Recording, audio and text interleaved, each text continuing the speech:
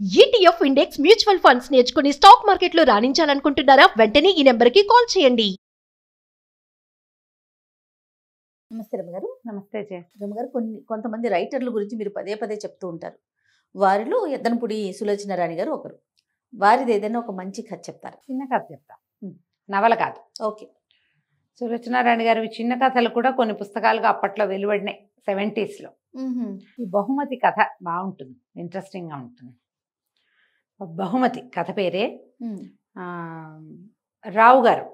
ఆయన ఇండియాలో ఉంటారు, మనం భారతదేశంలో ఉంటే ఆయనకి అమెరికా నుంచి ఒక ఉత్తరం వస్తుంది.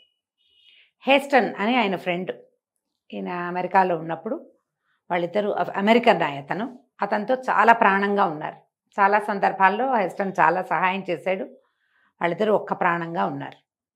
హేస్టన్ నుంచి ఈయనకు ఉత్తరం వస్తుంది ఈ రావు గారికి. నేను వస్తున్నాను, చాలా కాలం అయిపోయింది, నిన్ను చూసి ఎన్ని రోజులు అయింది, ఇండియాలో కొద్ది రోజులు ఉంటాను, మనం తప్పకుండా కలుసుకోవాలి, రాగానే కలుసుకుందాము అని ఉత్తరం రాశాడు. రాస్తే ఈ రావు ఉత్సాహపడ్డారు. హేస్టన్ కిందటిసారి హేస్టన్ వచ్చినప్పుడు తను ఊళ్ళో లేడు, ఈసారి ఊళ్ళోనే ఉన్నాడు. ఇప్పుడు కూడా నేను ఎక్కడికో వెళ్ళాలి.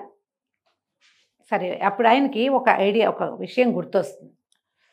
ముందు హేస్టన్ వస్తాడని ఈయన ఉత్సాహంగా సంతోషంగా ఉంటాడు, కానీ కాసేపు అయ్యాక హేస్టన్ రావటం వల్ల తనకి రాబోయే ఇబ్బంది ఏమిటి అనేది గుర్తొచ్చేస్తుంది. ఓహో. సటికన్ సర్దుకుంటాడు. ఎట్లా తప్పించుకోవాలి హేస్టన్ని అని ఆలోచిస్తాడు. కానీ రాక వస్తుంటే ఒక 3 సంవత్సరాలు ప్రాణంగా ఉండి అతను ఇంతకాలానికి వస్తున్నప్పుడు ఎట్లా తప్పించుకోవాలి అని ఆలోచించి ఏం చెప్తాడు, ఉత్తరం రాస్తాడు. నేను కొద్ది సమయమే నీతో గడపగలను, నేను ఒక పెద్ద టూర్ ఏదో వచ్చింది, నాకు కొన్ని గంటలే నీకు నేను ఇవ్వగలుగుతాను, ఇలా పరిస్థితి వచ్చింది, నేను ఇక్కడ పెద్ద ఉద్యోగంలో ఉన్నా కదా అని ఆయన్ని ఒప్పిస్తాడు. సరే, హేస్టన్ వచ్చాడు ఇండియా. వస్తే ఆయన 6 అడుగుల పైన హైటు, హాలీవుడ్ హీరోలాగా ఉంటాడు. ఆకుపచ్చటి కళ్ళు, చక్కగా జుట్టు, అది బంగారపు రంగు, వెండి రంగు జుట్లు ఉంటాయిగా వాళ్ళకి, బ్లాండ్స్ ఏదో అంటారు, అలాంటి హెయిర్, చాలా హ్యాండ్సమ్ వాడు. రావు కొంచెం సామాన్యంగానే ఉంటాడు. ఇండియన్ హైటు, ఇండియన్ ఇవి ఒకళ్ళనొకళ్ళు కావలించుకుంటారు ఎంతో ప్రేమగా. సరే, ఎక్కడో కలుసుకోవాలి, హోటల్ రూమ్లో కలుసుకుంటున్నావా రావు, నేను మీ ఇంటికి రావాలనుకున్నానంటే ఏం చేయాలో తెలియదు, నేనేమో ఇలా టూర్ ఉంది, లేకపోతే నేను ఇంటికే పిలిచేవాడిని అని చేస్తాడు ఏదో. కానీ ఇంటికి వెళ్ళాలని ఉంది, అతను ఇంటికి రావడానికి ఇన్సిస్ట్ చేస్తున్నాడు. ఈయనకి సరే ఏమనుకుంటాడు, అలాగే రమ్మని వెళ్తాడు ఇంటికి వెళ్ళిన తర్వాత వాళ్ళ ఇంట్లోకి వస్తే ఇల్లు చాలా పెద్దది, విశాలంగా ఉంది, గాలి వెలుతురు అన్నీ ఉన్నాయి, టిఫిన్లు పెడతారు, అన్నీ నడుస్తాయి.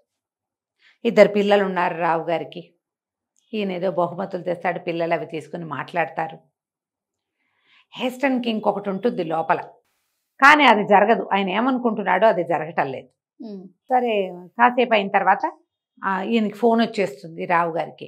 బయలుదేరుతున్నాను అంటే హేస్టన్ నాకు ఫోన్ వచ్చేసిందంటే ఈయన కొంచెం అసంతృప్తిగా ఉన్న మనస్సుతోటే హేస్టన్ బయలుదేరి హోటల్ రూమ్కి వెళ్ళిపోతాడు. రావు గారు ఏదో ట్రిప్కి వెళ్ళిపోతారు.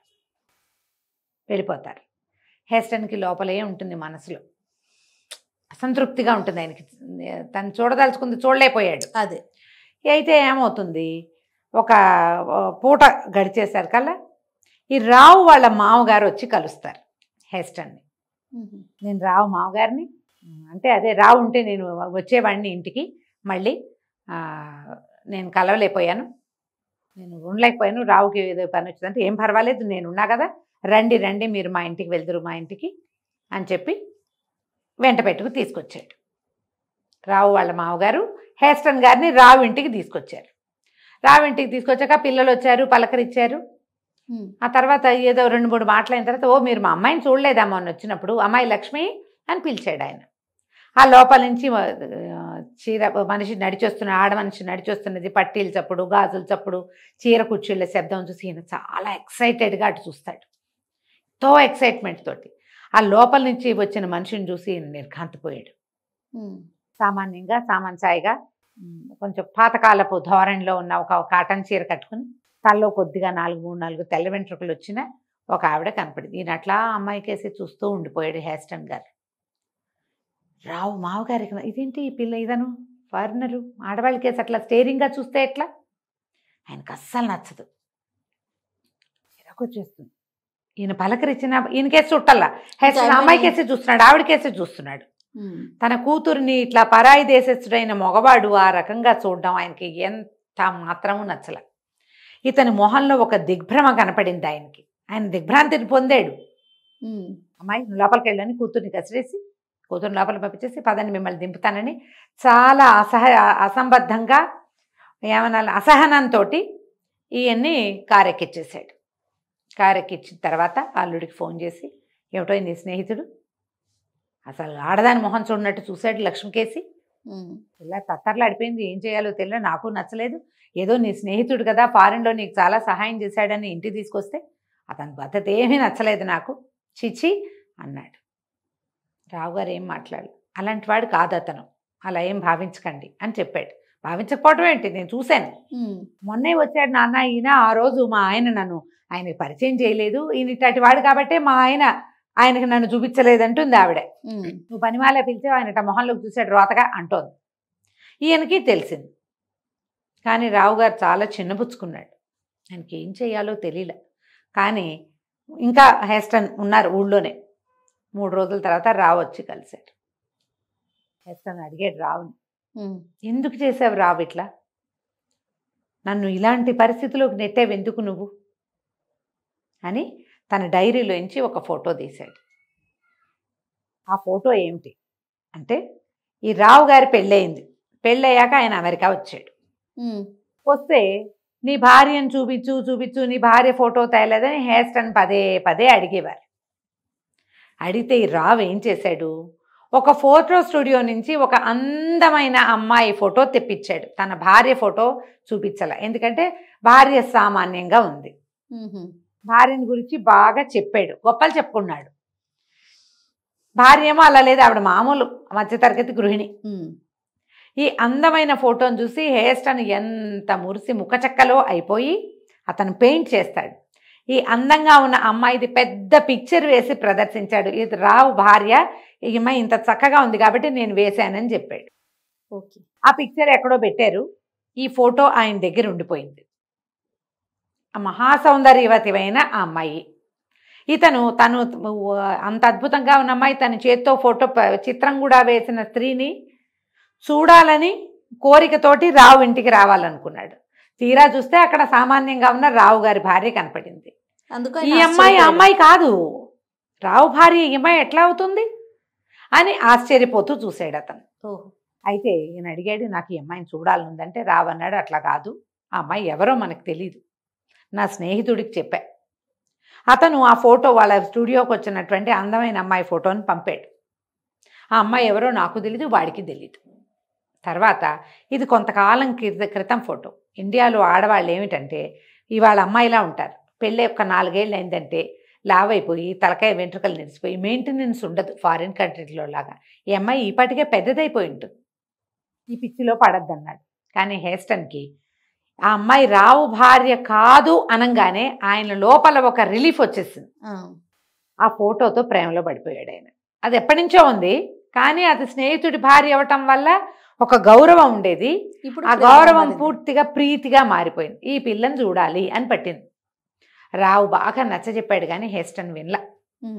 ఈ అమ్మాయిని వెతకాలి, నేను ఇంకా 2 నెలలు ఉంటాయి ఇండియాలోనే అని చెప్పి ప్రతి చోట వెళ్ళిన ప్రతి చోట ఈ అమ్మాయిని చూసారా చూసారా చూసారా అని అందరినీ అడిగేవాడు. ఎక్కడ ఆయనకి ఆ సమాధానం లభించలే. అయితే ఏమైందంటే ఇది నాగార్జున సాగర్ ఏదో ఒక ప్రాజెక్టు, ఈయన ఇంజనీర్, రావు కూడా ఇంజనీరింగ్ పని మీదే వెళ్ళాడు ఫారిన్. ఒక ప్రాజెక్టు జరుగుతున్న చోటికి కొంతమంది ఆంగ్లో ఇండియన్స్ ఉన్నారు. ఇది ఎప్పటిదో సంగతి కదా, అప్పుడు ఆంగ్లో ఇండియన్స్ ఈ దేశంలో పనిచేసేవాళ్ళు కదా. ఈయన తన ఫ్రెండ్స్ ఒక ఫ్యామిలీ ఉన్న ప్రాజెక్టు ఏరియాకి వెళ్ళాడు. వెళ్తే ఏమైంది, ఆ పూట ఏదో కొంచెం ఆ మాట మాట్లాడుకున్న తర్వాత ఏదో చిన్న ఫ్రెండ్ వచ్చాడని చిన్న గెట్ టుగెదర్ పెట్టారు, సాటి ఇంజనీర్లందరినీ పిలిచాడు. ఆ రోజు ఇతను ఆ ఫోటోలో ఉన్న అమ్మాయిని చూస్తాడు, చూసేసి కంటిపోతాడు. ఆ మహాసౌందర్యం అలాగే ఉంది, ఏదో జార్జెట్ చీర, పెద్ద జడ, చక్రాలు లాంటి పెద్ద పెద్ద కళ్ళు, చక్కటి సంపంగి పువ్వు లాంటి ముక్కు, చిన్న పెదిమలు, చక్కటి నవ్వు, అందమైన విగ్రహం. ఆ ఫోటో ఎలా ఉందో డిట్టో దానికి నకలు నిలబడినట్టుగా కనపడింది. ఇక ఈయన గుండె పాదాల్లోకి వచ్చేసింది ఈ హెయిర్స్టన్కి. ఆమె మీదే దృష్టి నిలబడిపోయింది. పార్టీ అయిపోయింది, వెళ్ళిపోయారు అందరు. ఇతను తన స్నేహితులు ఉన్నారుగా కుటుంబం, వాళ్ళని అడిగాడు ఈ ఫోటోలో అంటే ఎందుకు తెలీదు, సుజాత ఇక్కడున్న ఇంజనీర్లలో ఒక ఇంజనీరు భార్య. ఓహో. అప్పుడు ఈయన మీ కథ అంతా చెప్పాడు. నాకు ఈ అమ్మాయిని చూడాలని ఎంతో కోరిక, ఈ 3 నెలల నుంచి నేను వెతుకుతూనే ఉన్నాను, అనుకోకుండా ఇక్కడ దొరికింది, నేను ఈమెను కలుసుకుంటానని అడిగాడు. సరికల్లా బాగుండదు. ఇండియన్స్ వివాహితలైన వాళ్ళ విధానం వేరే ఉంటుంది, అవును, వాళ్ళ పద్ధతులు వేరు. అంటే కాదు నేను కలుసుకుని నాకు దగ్గర నుంచి చూడాలనుంది, మాట్లాడాలనుంది.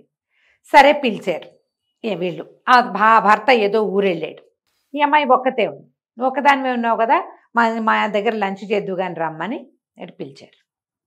పిలిచేసరికల్లా ఆ అమ్మాయి వచ్చేసరికి ఆ పిల్లకి తెలిసింది, అమ్మాయికి ఇప్పుడు 24, 26 ఏళ్ళు ఉన్నాయి, 30 ఏళ్ల లోపు, ఇంకా పిల్లలు కలగల. అవతల మగవాడు తనకేసి ఆరాధనగా చూస్తున్నాడని తెలీదు ఆడవాళ్ళకి. ఆయన తను చూసి కళ్ళు ఆర్పట్లేదు. ఈయన చూస్తే ఆయన హ్యాండ్సమ్గా అద్భుతంగా ఉన్నాడు, ఆయన చాలా బాగున్నాడు. ఫారినర్స్ అంటే మరీ బాగుంటారు. ఆ తెల్ల జుట్టు, తెల్ల రంగు మనకు నచ్చాలంతే. అవి 2 నచ్చితే వీళ్ళు బ్రహ్మాండంగా ఉంటారు, పెద్ద పర్సనాలిటీ.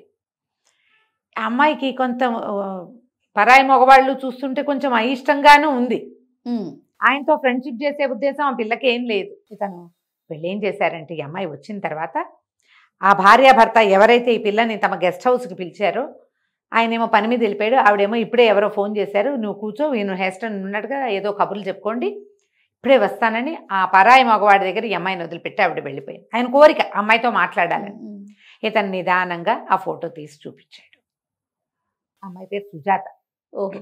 చూపించాడు, ఇది చెప్పాడు, ఎప్పటి నుంచో ఈ ఫోటో నా దగ్గర ఉంది, నాకు పరమ ప్రీతి ఈ ఫోటో అంటే, కానీ నా స్నేహితుడి భార్యని నేను ఆమెను గౌరవించేవాడిని. ఎప్పుడైతే అది కాదని తెలిసిందో ఇక నాకు పంచప్రాణాలు ఈ ఫోటో మీదే ఉన్నాయి. ఈ స్త్రీ నాకు కావాలని ఉంది, నువ్వు నాతో స్నేహం చెయ్యి, నువ్వు వస్తానంటే నేను నాతో తీసుకెళ్ళిపోతానంటాడు.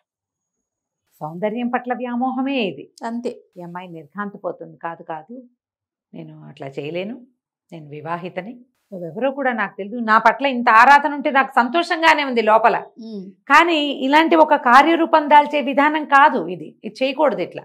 అయితే ఇక మాట్లాడుకున్నారు, ఏవో ఈ కబుర్లు చెప్పాడు, నువ్వంటే నాకు ఎంత ఆరాధనో చెప్పాడు, ఏవేవో చెప్పాడు ఆయన. విన్నది కానీ ఆ అమ్మాయి అతనితో వెళ్ళటానికి ఉద్యుక్తురాలు కాలేదు. సరే నీ గుర్తుగా నాకు ఏదైనా ఇవ్వము అన్నాడు. మంచి చలిగా ఉంది, అమ్మాయి ఒక మెరూన్ కలర్ షాల్ కప్పుకొని వచ్చింది. గుర్తుగా ఇవ్వంటే ఉంగరం తీస్తోంది. ఇలా అంటే అతను మాట్లాడుతుంటే ఉంగరం వేలికి ముందు అటు ఇటు కదుపుతోంది. ఉంగరం ఇచ్చేద్దామా అనిపించింది కానీ ఇంకా అనిపించలే పూర్తిగా. ఇతను షాల్ అడిగాడు, అడిగితే ఎప్పుడో నా పెళ్లి రోజుకి నిరుడు మా ఆయన భర్త తెప్పించి ఇచ్చాడు, నేను ఇది ఇవ్వలేను అన్నది. అన్నాక అనిపించింది ఉంగరం ఇచ్చేద్దాం అనిపించింది. ఎందుకంటే ఈ ఉంగరం అమ్మాయి డిగ్రీయో ఇంటర్మీడియటో పాస్ అయినప్పుడు వాళ్ళ తాతగారు చేయించింది. భర్త కొన్నది వేరే వాళ్ళకి ఎట్టా ఇస్తుంది, పోనీ ఉంగరం ఇద్దామనుకుంది. ఇంతలో చటుక్కుని కరెంటు పోయింది. ఈ అమ్మాయి ఇట్లా ఈ వేలుకి అంటోంది కదా, కరెంటు పోయేసరికి ఉలిక్కి పడింది, ధామ్మని మోతొచ్చి కరెంటు పోయింది. ఈ ఉంగరం వేలు నుంచి ఎగిరి కింద పడిపోయింది. పడిపోయింది, అమ్మ కెవ్వుమంది, కరెంటు పోయింది, డామని మోతొచ్చేసరికల్లా ఆయన గబుక్కుని దగ్గరకు వచ్చి కౌగులించుకున్నాడు. ఆయన పరిష్వంగంలో ఉండిపోతుంది కాసేపు. తర్వాత స్పృహ తెలుస్తుంది, కరెంట్ వస్తుంది, ఆమె చేతులు విడిపించుకుంటుంది. నేను ఇంటికి వెళ్ళిపోతాను, నా ఉంగరం అంది. ఆ అమ్మాయి ఉద్దేశం ఉంగరం ఇద్దామనే, కానీ ఒక రకమైన బెదురు వచ్చేస్తుంది. తను ఏం చేయబోయింది, పరాయి మగవాడిని కౌగులించుకుంది భయంతోటే. కానీ ఆయన భయంతో కౌగులించుకోలే, అతనికి పంచప్రాణాలు ఉన్నాయి ఈ అమ్మాయి మీద. లోపల నుంచి ఒక దుడుకొచ్చి నేను వెళ్ళిపోతానని గబగబా అడుగులు బయటికి వేసింది. బయట కారు ఉంది, ఈ అమ్మాయిని తీసుకొచ్చింది. ఆ కారులో ఆ జీపులో కూర్చుని ఇంటికి వెళ్ళిపోయింది. మర్నాడు పొద్దున ఒక ఉత్తరం వస్తుంది, ఇతను పంపిస్తాడు ఆ ఉత్తరాన్ని.